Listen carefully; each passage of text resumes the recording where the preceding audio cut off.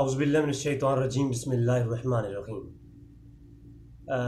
ایک سوال آیا تھا کل، اور سوال کرنے والے بھی غیر مقلد اہل حدیث بھائی ہیں، اور سوال بڑا ہی دلچسپ ہے، لیکن اس کا جو جواب ہے بڑا خطرناک ہے۔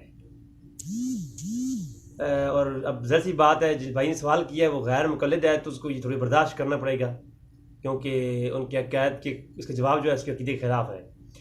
سوال یہ تھا کہ رسول اللہ صلی اللہ علیہ وآلہ وسلم کے لیے ارکان اسلام 4 ہیں، جبکہ ہمارے لیے ارکان اسلام 5 ہیں، اور رسول اللہ صلی اللہ علیہ وسلم پر جو رکن زکوٰۃ ہے وہ فرض نہیں ہے۔ کیوں؟ اب جو سوال ہے وہ ہے کیوں۔ ایک سوال بنتا ہے کہ نبی کے لیے جو شریعت آتی ہے وہ تو تمام امتیوں کے لیے ایک جیسی ہونی چاہیے۔ جو نبی امت کے لیے شریعت لاتا ہے تو اس پہ خود بھی کاربند ہوتا ہے، جبکہ یہ کیا ہے کہ رسول اللہ صلی اللہ علیہ وسلم پر خود زکوٰۃ فرض نہیں۔ تو فقہ حنفی پر، ہدایہ پر یا دیگر کتب پر جو غیر مقلدین بھائیوں کے بہت سارے ایک وحشانہ قسم کے بھی اعتراضات ہیں کہ جی فقہ حنفی میں یہ گند لکھا ہوا ہے، وہ گند ہے، تو اس پر انشاءاللہ تعالیٰ میرا ایک بہت طویل کام ہو رہا ہے۔ تو زکوٰۃ کے بارے میں جب بات کریں گے تو ساری باتیں آ جائیں گی۔ آج فقہ اس سوال کا ہی جواب دوں گا۔ اب چونکہ فقہ کو مانتے نہیں ہیں، بعض رات فقہ کوئی نئی چیز سمجھتے ہیں، تو ان کو کیا پتا کہ یہ فقہ کیا ہے اور یہ مسئلہ کیسے حل ہوگا۔ اب اس پر جو جواب میں دینے لگا ہوں، اس کے علاوہ کوئی جواب ہے تو علماء میری رہنمائی فرمائیں کہ رسول اللہ صلی اللہ علیہ وسلم پر زکوٰۃ کیوں نہیں فرض، اس کی وجہ کیا ہے۔ سب سے پہلے یہ ہے کہ شرط ہے ایک زکوٰۃ کی، جو میں نے اس پہ نظر دوڑائی تو میری جو علم میں چیز ہے میں وہ بیان کروں گا، لیکن بات کمال کی ہے اور شان مصطفیٰ کی ہے۔ تو شان مصطفیٰ کی جب بات ہوگی تو ظاہر سی بات ہے پھر بہت سارے لوگوں کے ہاضموں میں خرابی آ جاتی ہے، اور وہ جو ہے ایک سوال بھی ایسا آ گیا یہ کہ میں خود اس پہ تھوڑا اٹریکٹیو ہوا کہ یار یہ سوال کا جواب جب جائے گا تو لوگ تھوڑا دیکھیں گے کہ نبی کریم صلی اللہ علیہ وسلم کی شان کیا ہے۔ اب زکوٰۃ جو رکن ہے اسلام کا وہ نبی کریم صلی اللہ علیہ وسلم کی رکن نہیں ہے۔ کیوں؟ یاد رکھیں، شرط ہے زکوٰۃ کی شرائط میں سے ایک شرط یہ ہے کہ مالک کی ملک سے جو مال ہوگا زکوٰۃ کا، وہ زکوٰۃ کی فرضیت تب قائم ہوگی جب مالک کی ملک سے مال زکوٰۃ جو ہے وہ نکل جائے، خارج ہو جائے، اور قابض کی ملک میں آ جائے۔ یہ ایک شرط ہے زکوٰۃ کے لیے، یعنی جو زکوٰۃ دینے والا ہے اس کی ملکیت سے چیز خارج ہو، جو وہ زکوٰۃ کا مال دے رہا ہے۔ پہلے اس کا وہ مالک ہوگا، جب مالک ہوگا تو وہ اپنی ملکیت سے اس چیز کو خارج کرے گا، پھر وہ جس کو زکوٰۃ دی جا رہی ہے، جو مصارف ہے زکوٰۃ کا، وہ اپنے قبضے میں لے لے گا۔ اب مالک کی ملک سے وہ نکل جائے گی، مال نکل جائے گا اور قابض کے قبضے میں آ جائے گا، ملک میں آ جائے گا، تو یہ شرط ہے، تب وہ زکوٰۃ قائم ہو جائے گی، زکوٰۃ کی فرضیت قائم ہو جائے گی۔ یہ ایک زکوٰۃ دینے کی میں سے شرائط میں سے ایک شرط ہے، جب یہ قائم ہو جائے گی تو زکوٰۃ کا فریضہ ادا ہو جائے گا۔ اسی طرح ایک جزیہ ہے فقہ کا۔ اب باب زکوٰۃ میں جب باقی بات میں کروں گا انشاءاللہ تو پھر ہوگی، لیکن ابھی آج چونکہ سوال کا جواب دینا ہے تو میں پہلے بیسک سمجھا رہا ہوں۔ ایک فقہ کا جزیہ ہے، وہ کیا کہ الوالد وما فی یدیہ، الوالد وما فی یدیہ وکان لابیہ۔ یہ ایک زکوٰۃ کے اصولوں میں سے ایک فقہ کا اصول ہے، جزیہ ہے فقہ کا، کہ الوالد وما فی یدیہ وکان لابیہ۔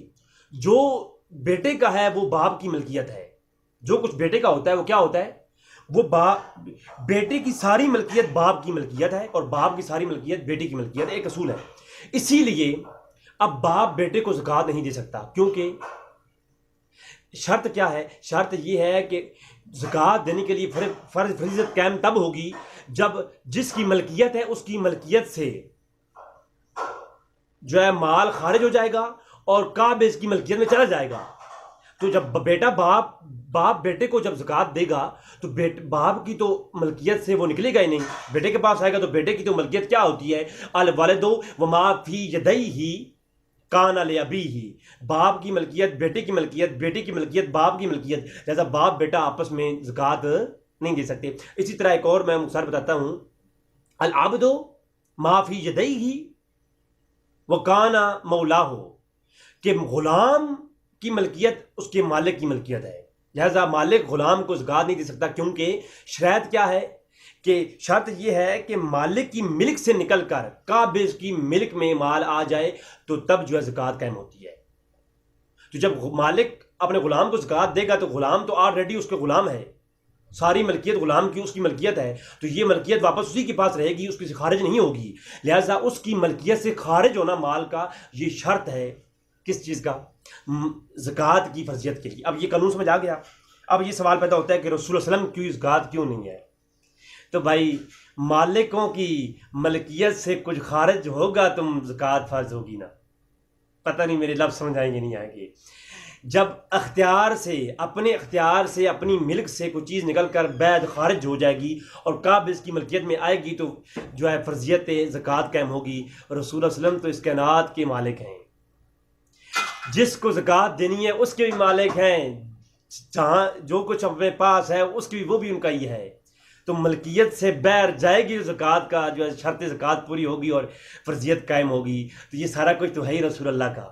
حضور تو رحمت العالمین ہے، تو عالمین کے ذرے ذرے پر حضور کی ملکیت ہے، کیونکہ جو رحم ہوتا ہے، مہربانی کرنے والا ہوتا ہے، وہ جس پر رحم ہو رہا ہوتا ہے اس سے بڑا ہوتا ہے، تو لہٰذا رسول اللہ اس کائنات کے سب سے بڑے ہیں، اور اس کائنات کے اوپر رسول اللہ کی ہر چیز پر ملکیت اور اختیار ہے۔ تو اب حضور کس کو دیں زکوٰۃ کہ حضور کی ملکیت سے نکلے اور اس تک جائے اور زکوٰۃ جو ہے یہ زکوٰۃ کی شرط پوری ہو۔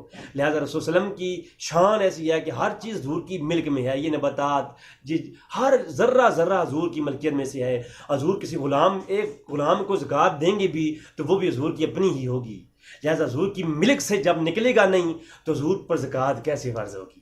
لہٰذا یہ سوال تھا، تو میں نے کہا چلو مختصراً اس کا جواب دے دوں کہ زکوٰۃ کی فرائض میں سے ایک یہ میں مختصراً بیان کر دیا، زیادہ وضاحت نہیں کروں گا، پھر فتوے آ جاتے ہیں اور میں اتحاد کا کام کر رہا ہوں۔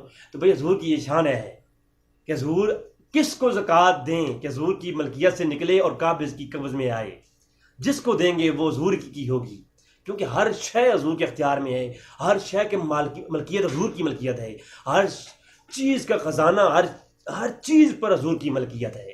تو حضور کی ملکیت سے نکل کر حضور کس کو دیں گے؟ ان عالمین کے بہر جا کر کسی کو دیں تو شاید وہ پھر زکوٰۃ کا فریضہ ہو۔ اس کائنات اس رحمان کے عالمین کے اندر ہر شے حضور کی ملکیت ہے، تو اپنی ملکیت سے نکل کر کس کی ملکیت میں جائے گی کہ زکوٰۃ کی ادائیگی ہوگی؟ وما علینا الا البلاغ المبین۔